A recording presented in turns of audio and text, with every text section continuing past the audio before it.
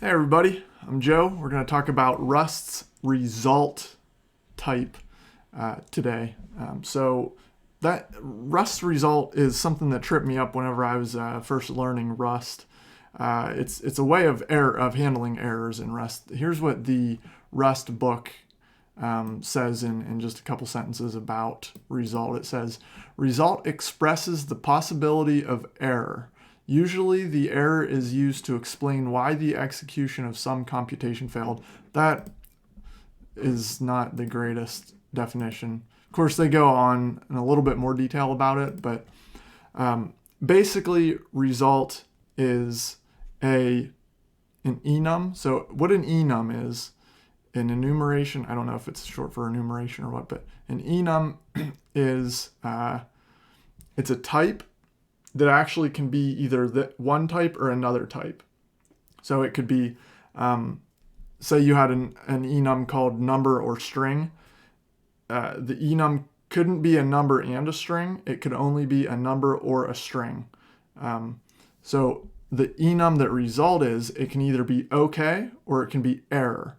So if the function goes through the whole way to a little flag, then the result comes back as okay. But if the function gets the whole way down or doesn't get to that flag, then the result comes back as error.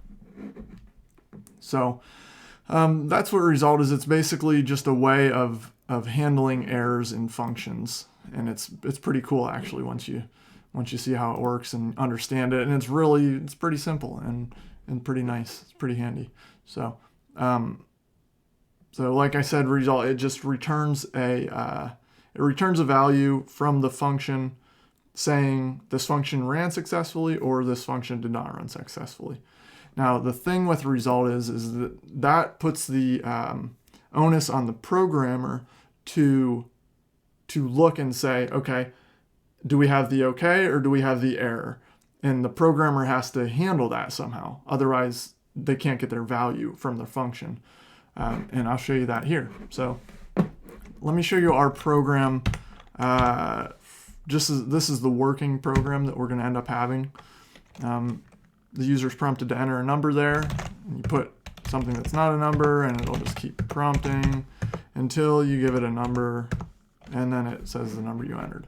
So it's just a simple little program, but it's going to demonstrate our stuff perfectly. So the first, so I'm just setting this program up now, so it's going to break because we're not handling the result properly. So here's the kind of errors you get. You get expected, one type, found, another type, and it's going to say found enum result. So it's saying it found a result, and that's because this parse function returns a result. It doesn't just, so my string is going to be, it's supposed to be a number because the user enters the number. Actually, let me go through the program here and just show you what all it's doing. So first we just import a couple libraries there, and then we have our function. We declare the myString variable, then we prompt the user to enter a number. This is just shooting this text out onto the terminal, just ensuring it gets there. And then we read the user's input, and whatever the user inputs goes into the myString variable. And if for some reason they didn't enter anything that's a string, which I don't know if that's possible in command terminal, if they did not, then it'll give this error. That's not going to happen though, so we don't even really have to worry about that. And then we declare the myNumber variable, which is a floating point 64-bit number. So it's just kind of just a number, basically. Just think of it as a number. And then we have our string of the users that the user entered. First, we trim that. That's just going to take... so when you enter stuff in on the terminal, the standard in will read an extra line to it. So it'll say like 50, and then there's going to be an extra line below it or above it. That trim just removes that extra line so that it can be parsed into a number. what parse does is just converts it. It converts it from string to F64 if it can. If not, then it's just going to have an error. And what parse returns, it doesn't just return the number like you would think. Instead, it returns a result. And you have to actually unravel that result or unwrap that result to get the string or the number that it's actually wanting to return to you. And then, that part.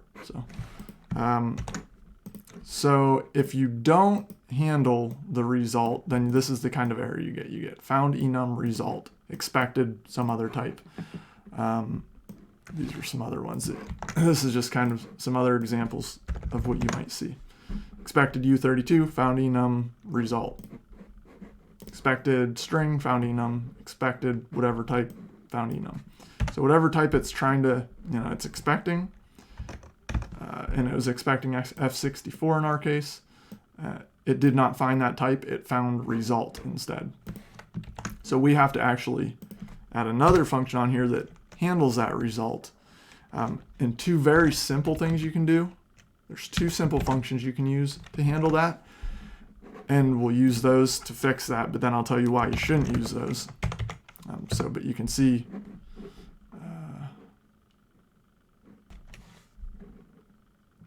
it should be my number. Okay.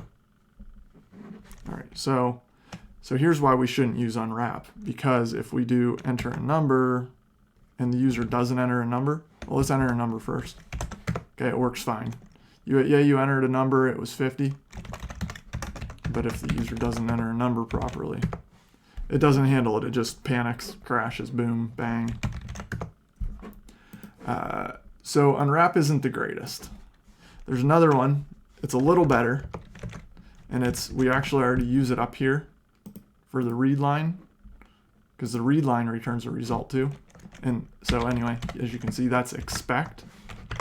Expect's a little maybe better because you can put an error message in here, indicating what you think probably went wrong based on, what function failed. Like we can say,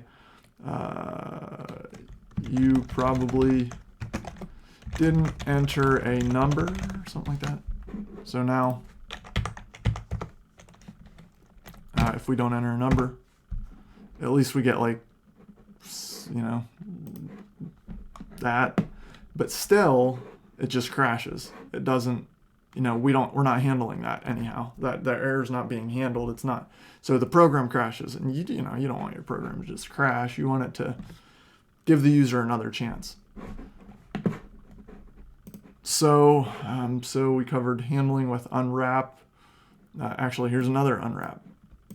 Now, the cases when you would want to use expect or unwrap, these are like legit cases up here. The standard out, when we flush the standard output from just a printed line, it's like you're almost guaranteed that's not going to crash. You're not expecting any kind of thing where you would have to handle an error. If it crashes, that's going to be some really crazy occurrence rare.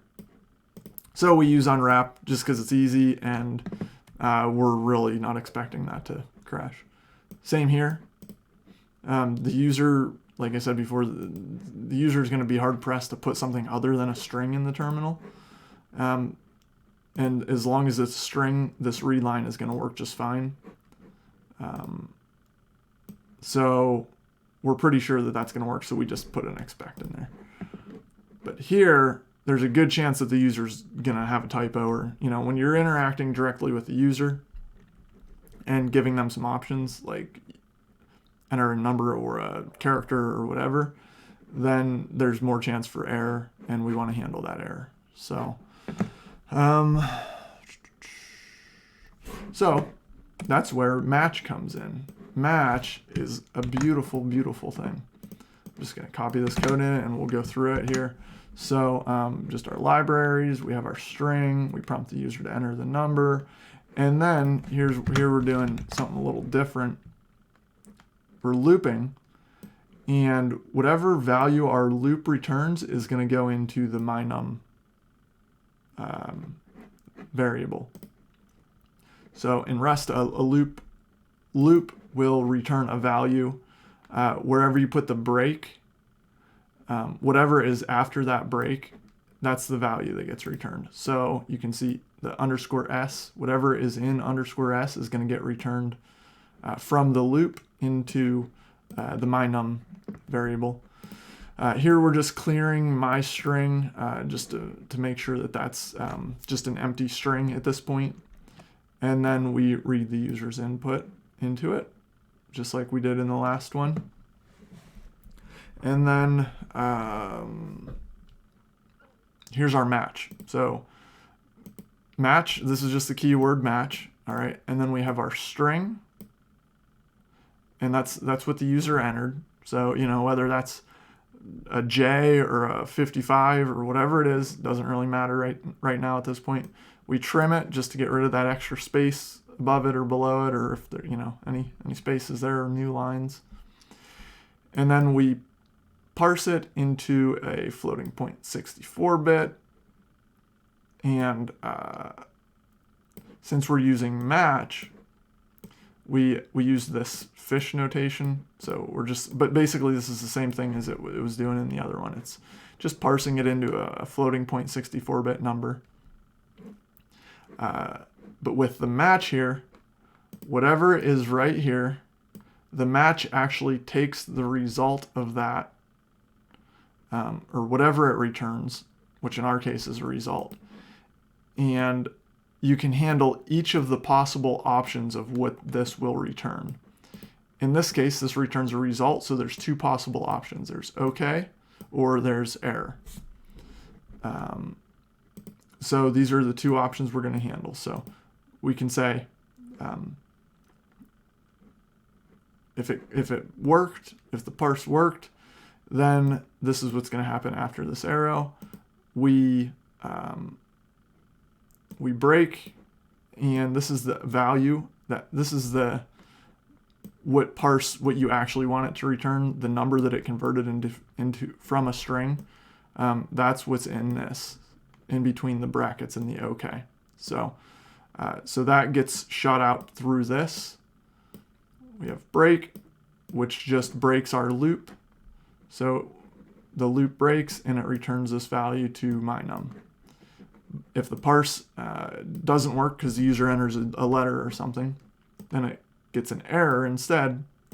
And then we have our error message that we get out from the error result. And then we, if that's the case, then we just print line, say try again, enter a number, and the loop does not break, which means it just goes back up to the top here, clears my string, and starts all over, and until it gets an OK and breaks. So that's basically the match expression. That's the code. We can run that again, just make sure it should work here. Yep. So let's see. Just keep trying, and boom. So basically, there's a result. It returns one of two things, either OK or error. And match is my favorite way, and it's pretty much the de facto way in Rust of doing it at this point, of handling a result. So, or it's kind of if you're going to actually handle it. You know, a lot of times you'll see these unwraps and expects, but if you want to actually keep your program going, you just use match, and it's pretty simple. You just you know, if it's okay, then do this. If it's an error, then do this. So now the other thing I wanted to show you is how, if you want to use result in your own functions that you make, and you want them to return a result, because that can be very handy too. So let me grab my code here. This is going to be a little sloppy for a second. I meant to clean this up. Oh, actually, it copied pretty good.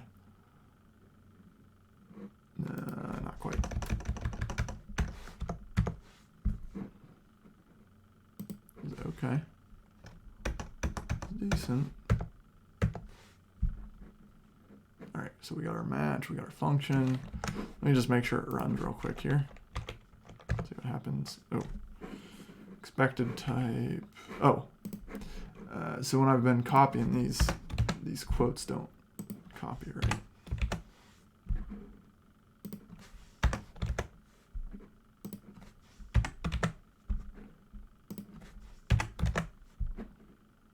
Sorry for the lameness here. Okay, let's try it again.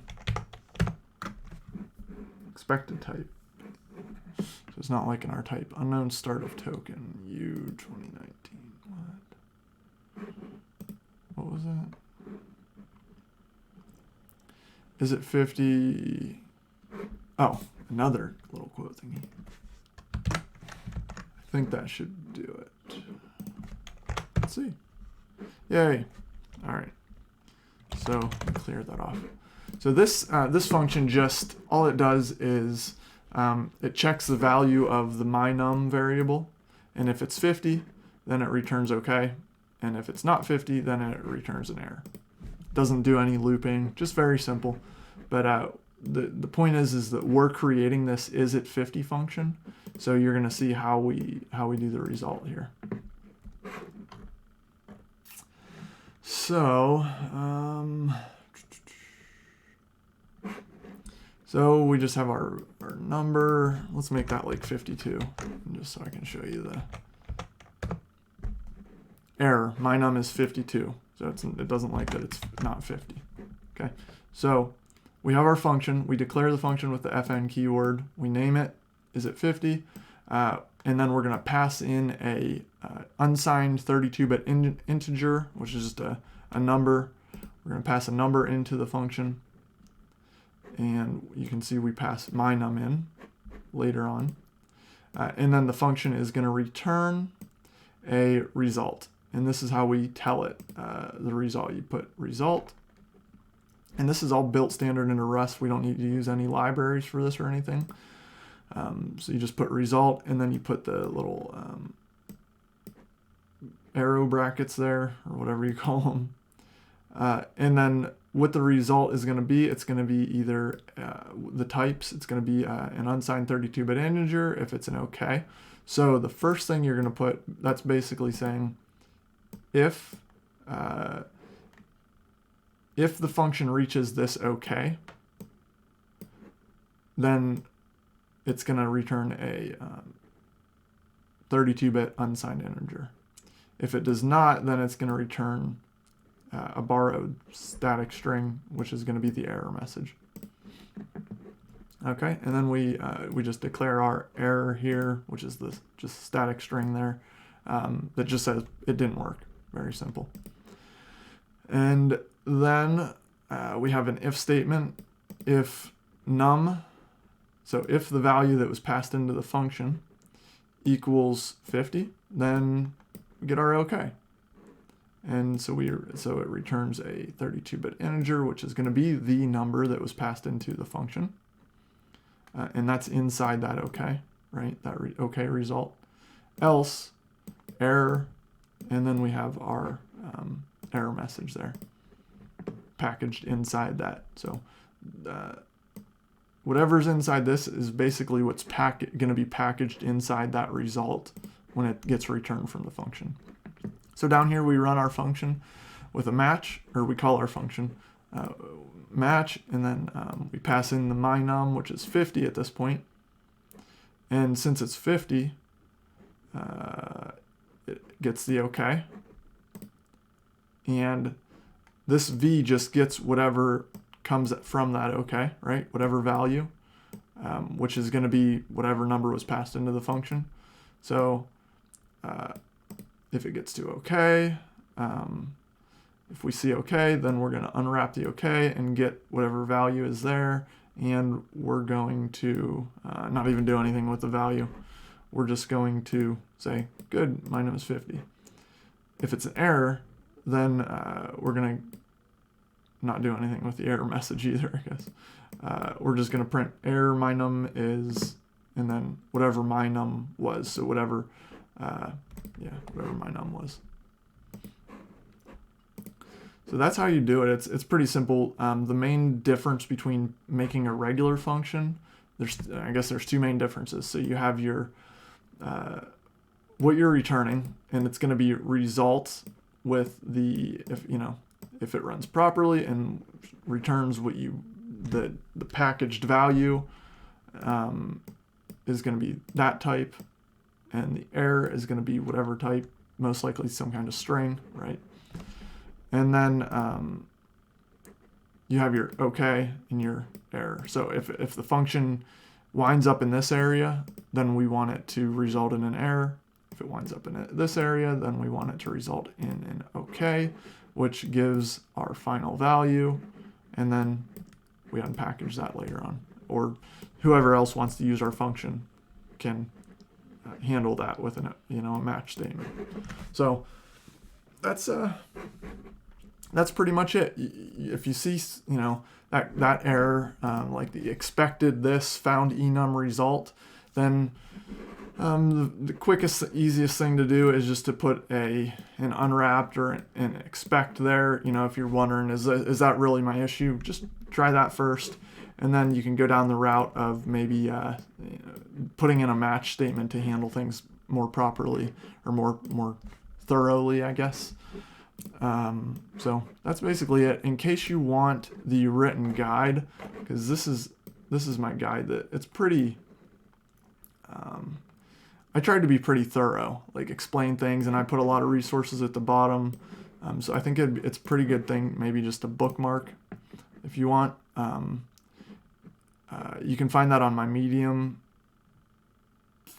I'll put a link in the description of the YouTube video too, but just medium.com/@JoeCrite. That's it. So yeah, that's it for result. Thank you for watching. I hope I taught you a little bit. It's pretty interesting. So thanks for watching. Peace out.